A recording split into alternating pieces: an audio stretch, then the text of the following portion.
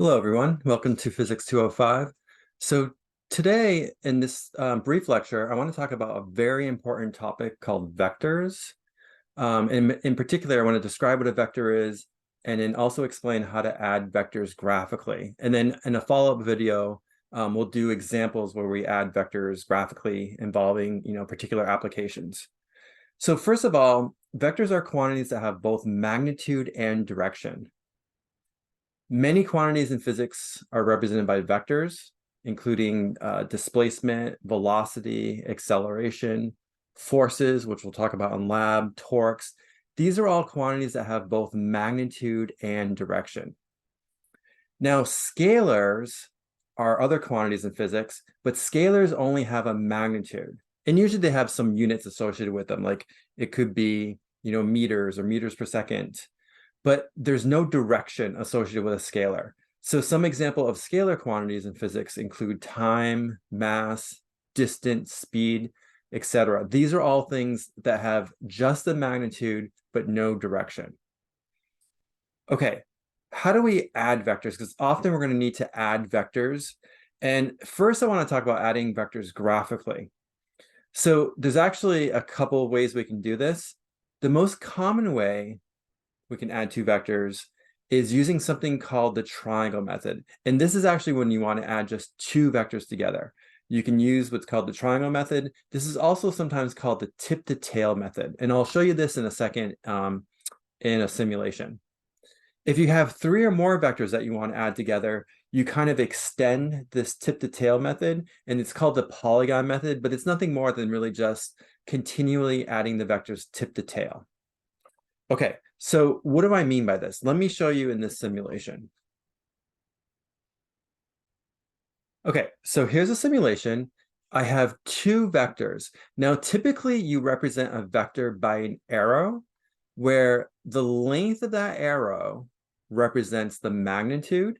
So in this case, this is vector D, and its magnitude, that's what those vertical lines mean, magnitude of D is 10. It could be anything, could be like 10 meters, could be 10 newtons if it's a force. It depends on what the vector represents. Right now, mathematically, we're just going to not give it any units. We'll just say the magnitude is 10. And then the direction of the vector is given by this orientation. Now, usually what you do is you have a coordinate system like this, and relative to the positive x-axis, you measure that angle counterclockwise. So this case is 30 degrees, and that gives you the direction, right? So it has a magnitude 10, and it has a direction of 30 degrees. Then I have a second vector here called vector E. It has a magnitude of 6, and its direction, again, measured from the positive x-axis counterclockwise, is 120 degrees. So as a magnitude 6, has a direction of 120. Now, let's say I want to add these two vectors together. I want to add D plus E, those two vectors together, to get a resultant vector. Usually we call R, but in this case, sometimes I think they call it S for sum.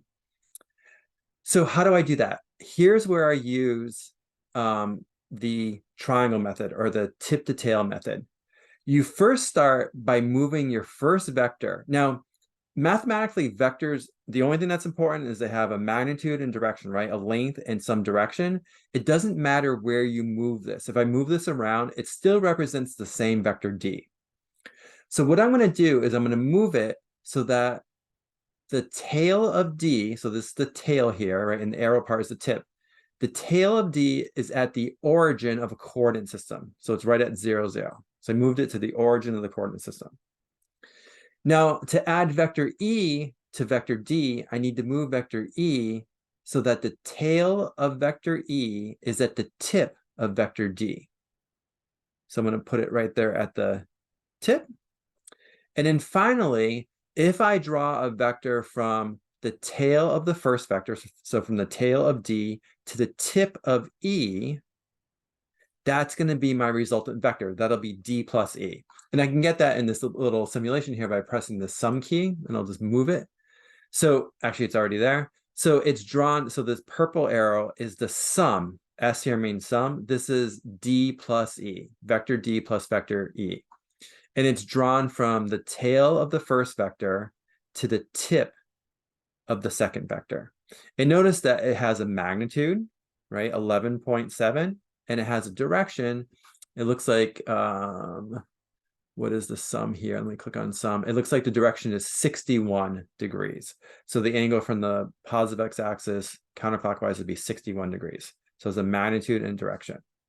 Okay, so basically that's all you'd have to do to add two vectors together is you add them tit to tail. Now, why do we call it a triangle method? Because if you look at the resulting figure, it typically forms a triangle, right? It looks like a triangle here.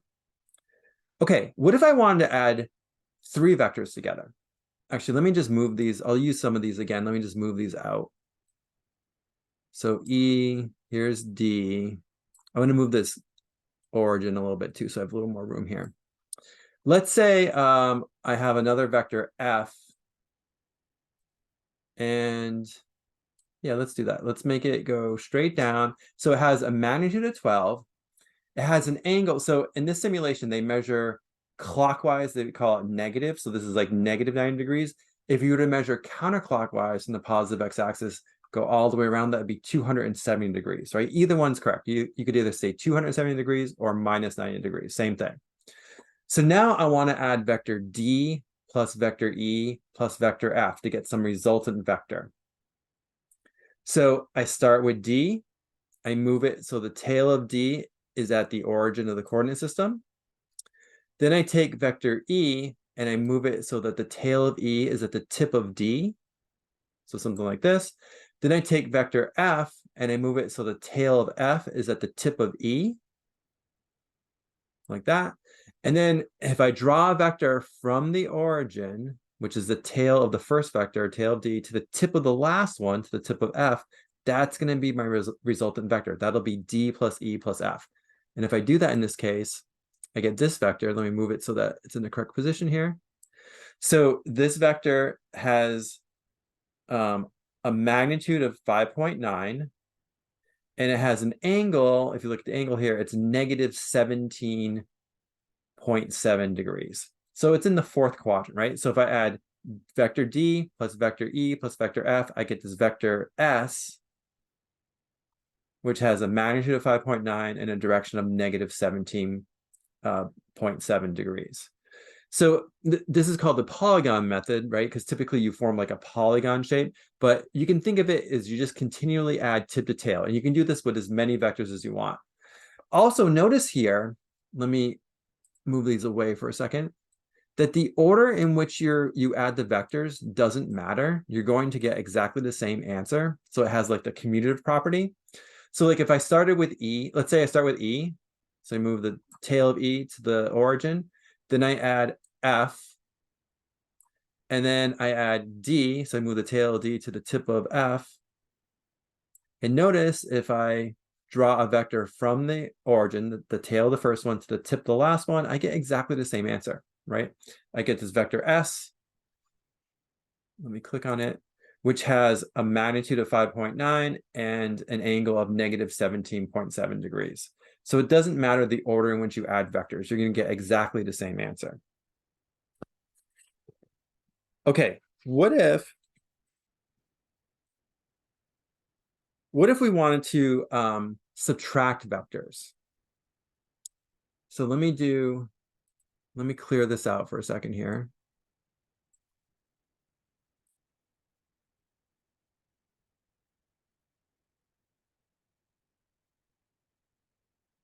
Bring that back. Let's say I wanted to add D. Let's say I wanted to subtract. I wanted to do D minus E. So the way that you subtract vectors is you add the opposite. So I would start by taking D, that's okay, put the tail of it at the origin. And then instead of adding E, I would have to add minus E, right? So subtraction is the same as adding the opposite. But if E is 6 at 120, what is minus E going to be? It'll be the same magnitude, but in exact opposite direction, right? So basically, if you subtract 180 degrees, this would be like minus 60, I guess. Let me see if I can get that. Yep. So minus 60, and the length was 6, right? So this is now minus E. And then I would move this to the tail of the first one, and then I would get my sum. So in this case, the sum is 11.7, and it has a very small angle. In fact, it's slightly negative, around -1 degrees. So this would be d minus that original. Remember, the e was originally like this. This would be d minus e, would give you that sum. Okay. There's no good way in the simulation to actually write in a negative e. This really is now showing negative e, which is in that direction. I'll talk more about subtraction in the next video when I do some examples. So really all you're doing when you add vectors is you're adding tip to tail. And if you subtract vectors, you're adding the opposite of the second vector. Great, thanks.